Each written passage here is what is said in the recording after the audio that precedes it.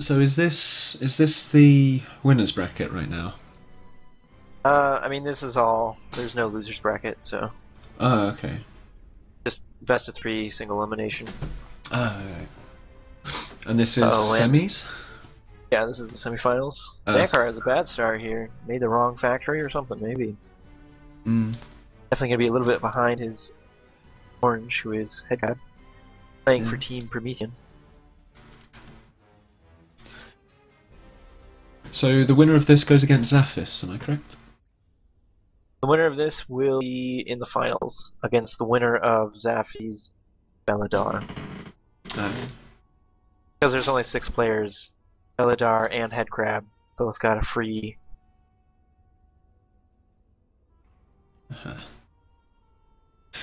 Well, this is interesting. So we already see that Headcrab is sending out 2 skitters, not one but 2, to go for both lanes of approach to catch any expanding fabbers, and also to be able to see the investment in fabbers. So he's going to see 2 fabbers here, and he's going to see the investment in metal early on, and hasn't seen the factories yet, but he knows vehicles are a thing. And there goes the air, so he can infer that we've got the vehicles in the air. Meanwhile, with Headcrab, double vehicles. I'd probably follow that up with an air factory afterwards, although he's going triple vehicles. What do you think about a lack of air from Headcrab? I think it's a new kind of emerging style a little bit, especially against very air-heavy strategies. Although, as far as it's not going to be that bad because he's only getting 1 air factory, but definitely seen this work pretty well. Tank units and vehicle units are the most efficient out of all of them, as long as you defend them correctly. So I don't think it's a bad move necessarily. We'll see. It more depends on his execution, I guess. Yeah. And it's interesting because because of the disparity here between the air and no air, you're going to have spinners in Headcrab's composition, and that's going to reduce the number of tanks that he can send against Xankar. And Xankar, because if he gets the scout of Headcrab, of a lack of air, then he's going to know that he doesn't need to build spinners. So Headcrab effectively at that point is going to have units that can't attack ground in his composition as well, which is where keeping up with production and expansion really comes in, so he can just outproduce regardless of the ratio. Definitely good. Although, hopefully Blue's, because he's not making air, hopefully Blue's air force will all be useless because he has so many spinners in his composition. Yeah. So he's pushing out a little bit too early here with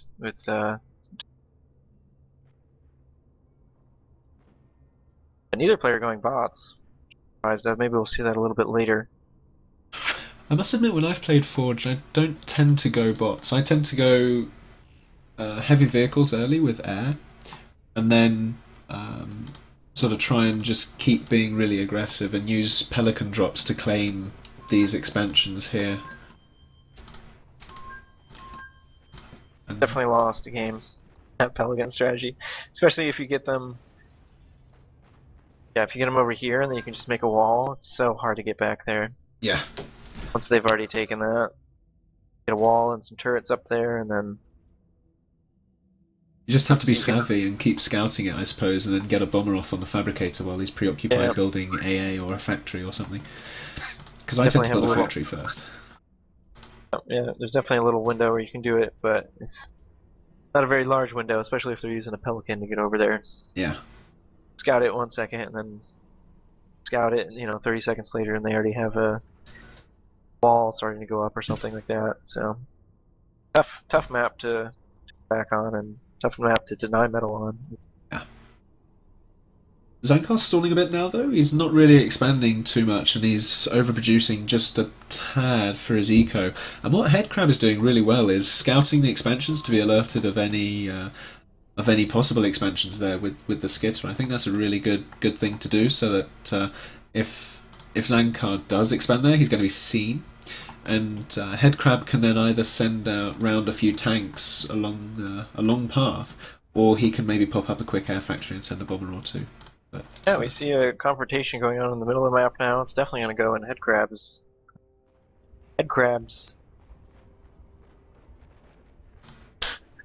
Yeah. And he's even expanding back here.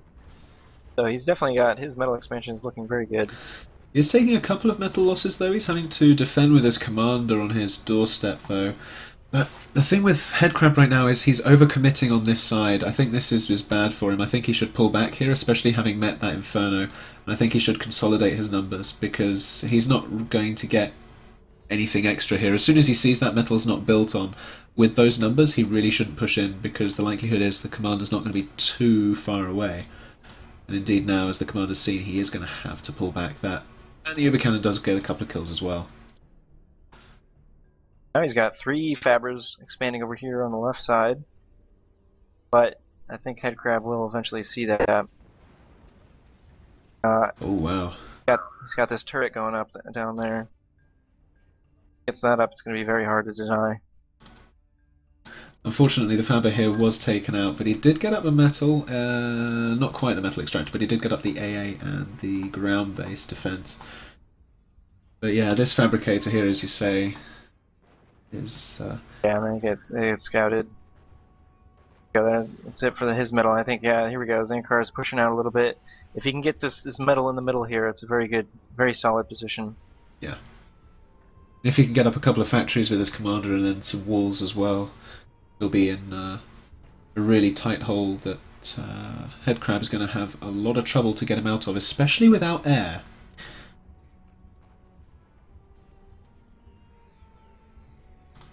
The Uber Cannon did finish this turret up. So now this 6 metal back here is going to be very hard to deny.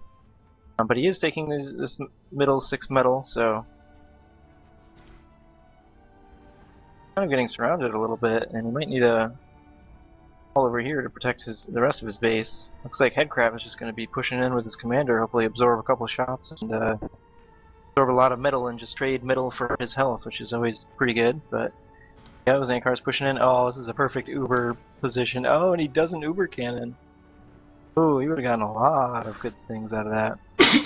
If Headcrab builds a few walls there, he can really pressure Xankar into a response. But the thing is, Xankar on the other side is making a push as well, and he's got Infernos to soak up early damage as well. So that can really cause an issue for him. He needs to divert a few forces back to deal with this, and he's going to get a Fabber kill here as well, which is really good for him. And he might just take out a factory or two as well if he focuses his fire. Oh, and Headcrab is still pushing in. He's doing a lot of damage on his commander. Uh-oh, and his army's moving away. Oh, his commander's separated. Oh dear, I think that might just be GG. I think that's GG, it. Yeah. I think Xankar just took it. Wow, with some mismanagement there from Headcrab. He really had no reason to do that. He was super far ahead. What an interesting turn of events.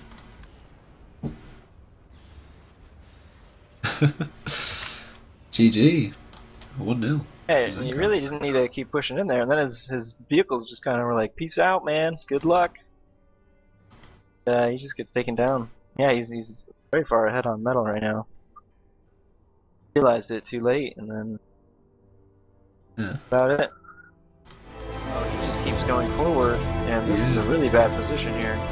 As soon as he sees these forces coming in, I suspect he'll probably transition to build a few walls. Uh-oh. He's going forward, he's going forward. Good Uber Cannon takes out the docks, but he's taking a lot of hits here. Yeah, if he just focuses them, he'll be able to finish it off. Because there's no bombers to come in, there's no docks to come in. Oh, he needs to put up some walls. Oh, that was a good Uber Cannon. That might just save him. But he needs to get behind the CSGs. Oh, he gets another Uber Cannon off. Oh my goodness me. 6% he lives. Alright. And he knows that Mothra will try and bomber snipe him. Oh, this is where the AA... Can he get the AA up in time? I think he might just about have it with the prioritization. Oh, 3, 2. Oh no. Yeah, 4%. 3%.